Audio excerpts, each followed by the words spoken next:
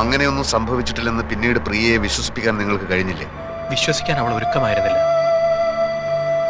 അവൾക്കതിന് കഴിഞ്ഞില്ല എന്ന് പറയുന്നതാവും കൂടുതൽ ശരി. എന്ന് വെച്ചാൽ അന്നേ അവരൊരു മനോരോഗിയായി? അതെ, എന്നോട് തീരാത്ത പകയെ ഞാൻ മദ്രാസിലേക്ക് പഠിക്കാൻ പോയത് തന്നെ അവളെ കണ്ടുമുട്ടാവുന്ന സന്ദർഭങ്ങൾ ഒഴിവാക്കാനായിരുന്നു. അമ്മയ്ക്കും വല്യമ്മയ്ക്കും മറ്റെല്ലാവർക്കും സത്യം അറിയാവുന്നത് കൊണ്ടാണ് മിസ്റ്റർ സാഗറുമായിട്ടുള്ള കല്യാണം അവർ തീരുമാനിച്ചത്. ഒരു കല്യാണത്തോടെ അവളുടെ മനസ്സ് നേരെയായിക്കോളും എന്നവർ കരുതി. പക്ഷേ അവൾ മദ്രാസിൽ എന്നെ തേടി വന്നു. എന്നെ വകവരുത്തുകയായിരുന്നു ഉദ്ദേശം. അവിടെ 6 മാസത്തോളം ഒരു മെന്റൽ അസൈലത്തിലായിരുന്നു. പിന്നീട് തറവാട്ടിലേക്ക് പോകാൻ അവൾ കൂട്ടാക്കിയില്ല. ഹോസ്റ്റലിലൊക്കെ താമസിച്ചു പഠിച്ചു. വർഷങ്ങൾക്ക് ശേഷം വീണ്ടും എന്നെ കാണുമ്പോൾ ഒന്നും ഉണ്ടാവില്ല മിസ്റ്റർ ജിത്തു. എല്ലാവരുടെയും സാന്നിധ്യത്തിലല്ലേ നമ്മൾ കാണുന്നത്.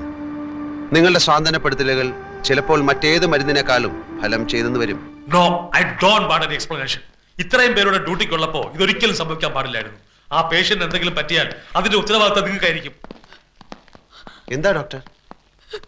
ഇവര് കുളിക്കാൻ കയറുന്നത് വരെ പ്രിയ റൂമിൽ ഉണ്ടായിരുന്നതാണ്. Now she is missing.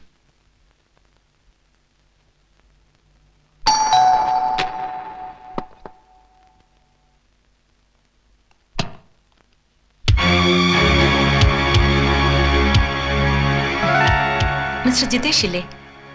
ഇല്ല. ആരാ? ബിടെക്കിന് ഒരുമിച്ച് പഠിച്ചതാ ഞങ്ങള്. ഒരു വീടിന്റെ പ്ലാൻ സബ്മിറ്റ് ചെയ്തതിൽ കുറച്ച് കറക്ഷൻസ് ഉണ്ടായിരുന്നു. ഓഫീസിൽ ചെന്നപ്പോ ആണ് ലീവാണെന്ന് പറഞ്ഞു. എവിടെ പോയതാ? ആരെയോ കാണാനുണ്ടെന്ന് പറഞ്ഞു പോയതാ. എനിക്ക് ഹാഫ് ഡേ ലീവേ ഉള്ളൂ. ഉച്ചയ്ക്ക് മുമ്പ് വരില്ലേ?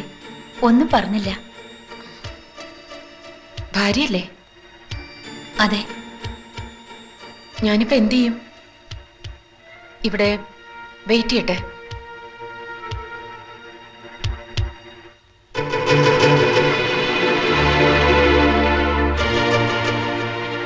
കുടിക്കാൻ കുറച്ച് വെള്ളം.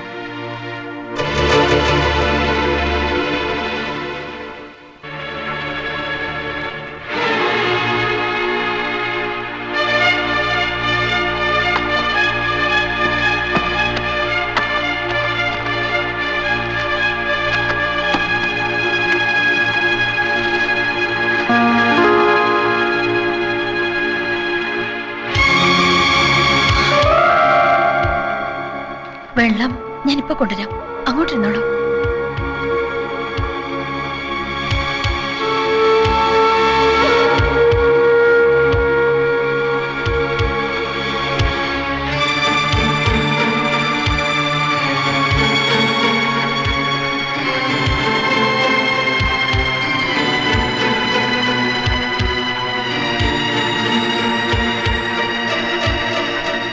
വെള്ളം.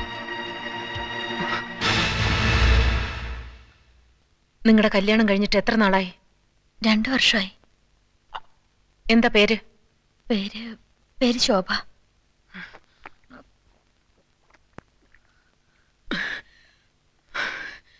ഉച്ചയ്ക്ക് മുമ്പ് ആള് വരുമെന്ന് തോന്നുന്നില്ല. വരട്ടെ, വെയിറ്റ് ചെയ്യാം. വൈകുന്നേരം ആവും ചിലപ്പോ. സാരമില്ല, കണ്ടിട്ടേ പോകുന്നുള്ളൂ. ഫോൺ നമ്പർ തന്നാ ജിത്തോട്ടം വരുമ്പോ വിളിക്കാൻ പറയാം. നേരിട്ട് കാണേണ്ട കാര്യമാണ്. എങ്കിൽ പോയിട്ട് വൈകിട്ട് വന്നോളൂ. ഞാൻ ഇവിടെ വെയിറ്റ് ചെയ്തോളാന്ന് പറഞ്ഞില്ലേ?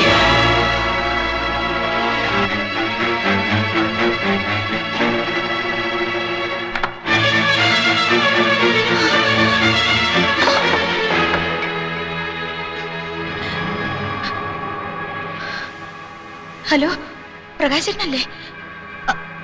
ഞാൻ ശോഭ. ജിത്തുവിന്റെ അവിടെ എവിടെ പോകുന്നെന്ന് വല്ലതോ? വന്ന് പെട്ടെന്ന് ഇങ്ങോട്ടൊന്ന് വരാൻ പറയോ? അല്ല വേണ്ട, പ്രകാശേട്ടനൊന്നും ഇങ്ങോട്ട് വരുമോ? അവര് വന്നിട്ടുണ്ട്. പ്രിയ ജിത്തുവേട്ടന്റെ പഴയ അവര് മെന്റൽ ഹോസ്പിറ്റലിലാണെന്ന് ജിത്തുവേട്ടൻ പറഞ്ഞത് ഓർമ്മയുണ്ട്. ഇല്ല, അറിയില്ല. എനിക്ക് പേടിയാവുന്നു. ഞാൻ ഒറ്റയ്ക്കുള്ളൂ. ശരി.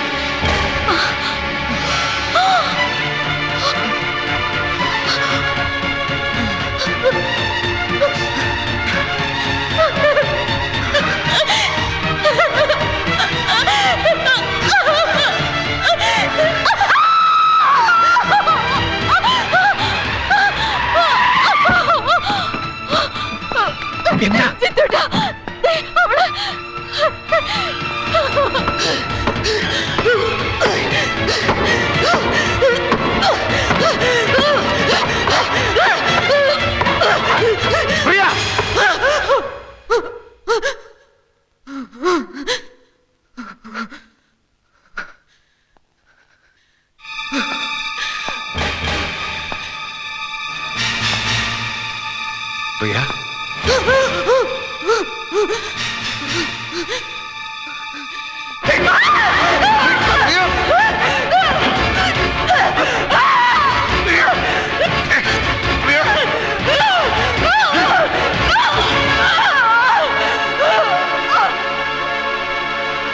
നോ ഒരു ഡോക്ടർ എന്ന നിലയ്ക്ക് എനിക്കിത് ഒരിക്കലും അംഗീകരിക്കാൻ പറ്റില്ല. ഇത് നിങ്ങളുടെ നോവലും കഥയൊന്നും അല്ല. ഇതിന് ഇങ്ങനെയൊക്കെ ഒരു പരിഹാരം ഉണ്ടായിരുന്നെങ്കിൽ എന്ത് എളുപ്പമായിരുന്നു. ഡോക്ടറും വേണ്ട, മരുന്നും വേണ്ട, ചികിത്സയും വേണ്ട. ഞാൻ മനഃശാസ്ത്രം ഒന്നും പഠിച്ചിട്ടില്ല. ഒരു ചെറിയ യുക്തി. അങ്ങനെ ചിന്തിക്കുമ്പോൾ ചിലപ്പോൾ ഇത് ശരിയാകുമെന്നാണ് എന്റെ മനസ്സ് പറയുന്നത്. സ്വയം നശിച്ചുപോയി എന്ന തോന്നലിൽ നിന്നാണല്ലോ മറ്റൊരാളെ വിവാഹം കഴിക്കുന്നത്. വഞ്ചനയാണെന്ന വിശ്വാസത്തിൽ പ്രിയ എത്തിയത്. ആ വിശ്വാസമല്ലേ ഡോക്ടർ ആദ്യം മാറ്റേണ്ടത്? അതെ, അതിനിതാണോ മാർഗം? ഒന്ന് പരീക്ഷിക്കുന്നതിൽ എന്താണ് തെറ്റ്? ഒന്നും സംഭവിച്ചിട്ടില്ലെന്ന് പ്രിയയ്ക്ക് ബോധ്യമാകുന്നതുവരെ ജിത്തുവിനോടുള്ള പകയും വൈരാഗ്യവും മാറുമെന്ന് തോന്നുന്നില്ല. ഇതുപോലുള്ള അറ്റംപ്റ്റിന് ഇനിയും അവൾ മുതിർന്നെന്ന് വരും. അരുതാത്ത എന്തെങ്കിലും സംഭവിച്ച ഒരു ദുരന്തത്തിൽ ചെന്ന് അവസാനിക്കുന്നതിലും ഭേദമല്ലേ ഈ ചെറിയൊരു പരീക്ഷണം? സാഗർ പറയുന്നതിലും കാര്യമുണ്ടെന്നാണ് ഡോക്ടർ എനിക്കും തോന്നുന്നത്. പക്ഷെ അതെങ്ങനെ? It is impossible. Doctor please. എനിക്ക് ഇതിന്റെ റെസ്പോൺസിബിലിറ്റി ഏറ്റെടുക്കാൻ ബുദ്ധിമുട്ടുണ്ട്. ആ കുട്ടിയുടെ ബന്ധുക്കളൊക്കെ ഉണ്ടല്ലോ, തീരുമാനിക്കട്ടെ. അവർ സമ്മതിക്കും, എല്ലാവരും സമ്മതിക്കും. ഡോക്ടർ അനുവദിച്ചാൽ മാത്രം മതി.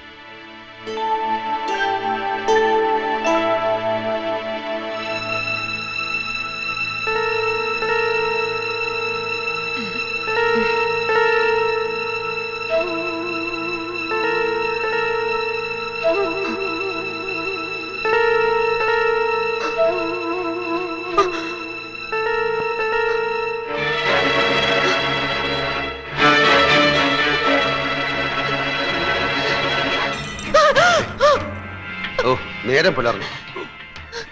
മണി 6 കഴിഞ്ഞു. സാരമില്ല, 7 മണി വരെ സുഖമായിട്ട് കിടന്നോളൂ. ആ, ഒന്നും അറിയാത്ത പോലെ എന്റെ അടുത്തൊന്ന് കിടക്കുമോളെ. ഏ, നിനക്കിത് എന്ത് പറ്റി? ആദ്യ രാത്രി കഴിഞ്ഞ് നേരം വെളുത്തിട്ട് ലോകത്ത് ഇന്ന് വരെ ഒരു ഭർത്താവിനോടും ഒരു ഭാര്യയും എന്നെ തുടരുത് എന്ന് പറഞ്ഞിട്ടില്ല. മോശമല്ലേ?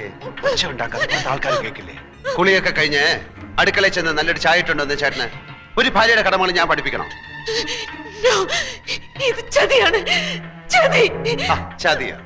അത് കല്യാണം കഴിഞ്ഞാൽ ഭാര്യയും ഭർത്താവും ഇങ്ങനെ ഒരുമിച്ച് ഉറങ്ങുന്നതും പരസ്പരം മനസ്സും ശരീരവും പങ്കുവെക്കുന്നതും നാട്ടു നടപ്പല്ലേ?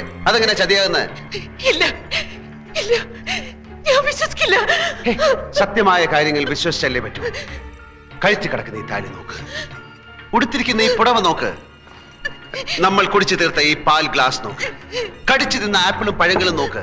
ഈ അലങ്കാരങ്ങളും നമ്മൾ കെട്ടിപ്പിടിച്ചു കിടന്നപ്പോൾ ഞെരിഞ്ഞമർന്ന മുല്ലപ്പൂക്കളും നിന്റെ നെറ്റിയിലെ മാഞ്ഞുപോയ ഈ കുങ്കുമപ്പൊട്ടും അഴിഞ്ഞുലഞ്ഞ തലമുടിയും ഒക്കെ സത്യമാണെങ്കിൽ ഇക്കഴിഞ്ഞ നമ്മുടെ ആദ്യ രാത്രിയും സത്യമാണ്. വേണ്ട, എന്നെ വിശ്വാസമില്ലെങ്കിൽ വേണ്ട, വേണ്ട, എന്റെ കൂടെ വരൂ, വാ. അമ്മയെക്കാളും നീ സ്നേഹിക്കുകയും വിശ്വസിക്കുകയും ചെയ്യുന്ന നിന്റെ വല്യമ്മയോട് ചോദിക്കുക, ഇതൊക്കെ സത്യമല്ലേ എന്ന്. നിന്നെ ആഭരണങ്ങൾ അണിയിച്ച് കതർ മണ്ഡപത്തിൽ കൈപിടിച്ചിരുത്തിയ ഇവരോട് ചോദിക്കേ, ഇതൊക്കെ ചതിയാണോ എന്ന്. വാ, കല്യാണപ്പന്തലും കതർ മണ്ഡപവും സത്യമല്ലേ? 100 കണക്കിന് ആളുകളുടെ സാന്നിധ്യത്തിൽ വാദ്യമേളങ്ങൾ ഉയർന്നപ്പോൾ ഞാൻ താലി കെട്ടിയതും കതിർ മണ്ഡപവും വലം വെച്ചതും മറന്നോ? സ്വന്തം തറവാടിന്റെ മുറ്റത്ത് വെച്ചായിരിക്കണം കല്യാണമെന്ന് പ്രിയ വാശി പിടിച്ചതും അത് ഞാൻ സമ്മതിച്ചതൊക്കെ ഒറ്റ രാത്രി കൊണ്ട് മറന്നോ? ഞാൻ പറഞ്ഞിട്ട് വിശ്വസിക്കണ്ട. പ്രിയയുടെ ഏറ്റവും വിശ്വസ്തനായ ഈ മനുഷ്യനോട് ചോദിക്കേ. ആശുപത്രിയിൽ നിന്നും അസുഖം മാറി വീട്ടിൽ വന്നപ്പോ പ്രിയ തന്നെയല്ലേ പറഞ്ഞത്, എത്രയും പെട്ടെന്ന് സാഗറുമായിട്ടുള്ള കല്യാണം നടത്തണം, കഴിഞ്ഞതൊക്കെ മറന്ന് ഇനി സാഗറിന്റെ കൂടെ ജീവിക്കണമെന്നൊക്കെ? ഇല്ല, ആരും എന്നെ കല്യാണം കഴിച്ചിട്ടില്ല, ആരും എന്നെ കല്യാണം കഴിക്കാൻ പാടില്ല.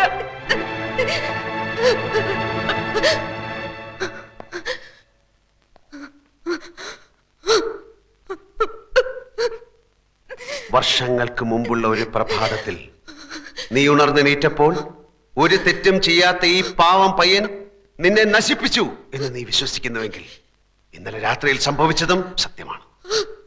അത് നീ വിശ്വസിക്കുന്നില്ലെങ്കിൽ അന്നും ഒന്നും സംഭവിച്ചിട്ടില്ലെന്ന് നീ വിശ്വസിച്ചാൽ മതിയാകും.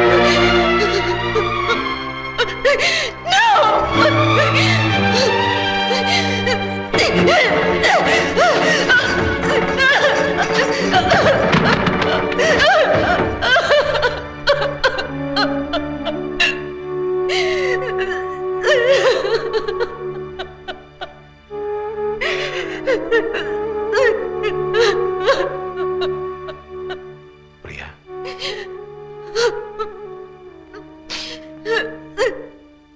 അന്നൊന്നും സംഭവിച്ചിട്ടില്ല. ഏതൊരു പുരുഷനും ആഗ്രഹിക്കുന്ന എല്ലാ പരിശുദ്ധിയും ഇപ്പോഴും പ്രിയയ്ക്കുണ്ട്.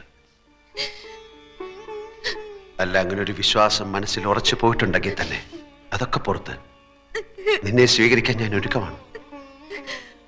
അറിയാതെയും കാണാതെയും എന്നോ ഒരിക്കൽ നിന്നെ സ്നേഹിച്ചവനാണ് ഞാൻ. എല്ലാം അറിഞ്ഞപ്പോ കല്യാണം കഴിക്കാൻ വരുന്ന അജ്ഞാതനായ ചെറുപ്പക്കാരനെ വഞ്ചിക്കരുത് എന്ന് കരുതിയ നിന്റെ മനസ്സിന്റെ നന്മ അറിഞ്ഞപ്പോ ആ സ്നേഹം ഒരുപാട് ഒരുപാട് കൂടുകയാണ് ചെയ്തത്.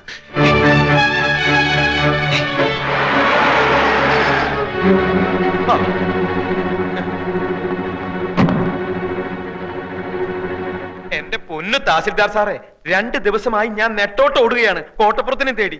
എന്തായി ക്ലൈമാക്സ്? അവസാന ലക്കം ഇന്ന് കമ്പോസിങ്ങിന് കൊടുത്തില്ലെങ്കിൽ അയാൾ എവിടെ? ഭയപ്പെടാതിരിക്കൂ മാമച്ച, അയാൾ കഥ എഴുതുകയാണ് അകത്ത്.